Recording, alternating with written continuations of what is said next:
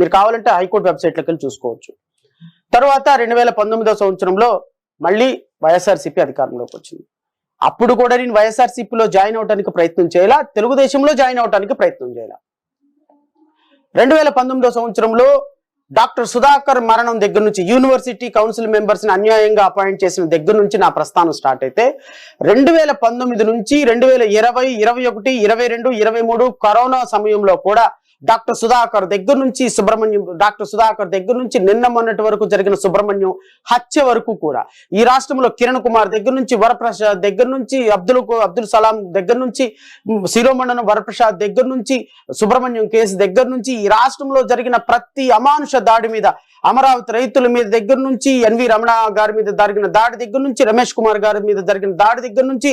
రాష్ట్రంలో జరిగిన ప్రతి అమానుష చర్య మీద, అప్రజాస్వామిక చర్య మీద, ప్రతి వ్యక్తి మీద, ప్రతి కులం మీద, ప్రతి మతం మీద, ప్రతి దేని మీద దాడి జరుగుతుంది, ఇంక్లూడింగ్ తిరుమల తిరుపతి దేవస్థానంలో మీద జరిగిన దాడి మీద కూడా ప్రత్యక్షంగా, పరోక్షంగా, రాజకీయంగా, న్యాయపరంగా ఈ రాష్ట్ర ప్రభుత్వం మీద మీడియాలోనూ పోరాటం చేసినటువంటి వ్యక్తి శ్రవణ్ కుమార్. ఆ సందర్భంలో నాకు తెలుగుదేశం పార్టీ ఏం రూపాయి ఇవ్వలేదే, తెలుగుదేశం పార్టీ నా వెనకుండే ఎంకరేజ్ చేయలేదే, Telugu Desam party social media support ఇవ్వలేదే, తెలుగుదేశం పార్టీ ఇదిగో శ్రవణ్ కుమార్ మిమ్మల్ని ఏమన్నా కేసు పెడితే మీకు లీగల్ సపోర్ట్ మేము ఇస్తామని అనటం లేదే. ఇంకా నేను మాట్లాడే మాటల ద్వారా తెలుగుదేశం పార్టీ వాళ్ళు ప్రభుత్వ వ్యతిరేక కార్యక్రమాల ద్వారా వాళ్ళు లబ్ధి పొందారు తప్ప శ్రవణ్ కుమార్ అనేటువంటి వ్యక్తి కనీసం కప్పు కాఫీ కూడా తెలుగుదేశం పార్టీ దగ్గర తాగలేదే. లేదు, ప్రభుత్వానికి వ్యతిరేకంగా మాట్లాడుతున్నప్పుడు వైఎస్ఆర్సీపీ పిలిచి పదవిస్తానంటే ఏ సందర్భంలోనూ కప్పు కాఫీ తాగటానికి వైఎస్ఆర్సీపీ దగ్గరికి వెళ్ళలేదే. నేను మీ ద్వారా రాష్ట్ర ప్రజలను కానీ లేకపోతే ఈ రోజు నా మీద కామెంట్లు చేసి ఎలిగేషన్ చేసే వ్యక్తులను కోరుతున్నా, తెలుగుదేశం పార్టీ మీద కానీ,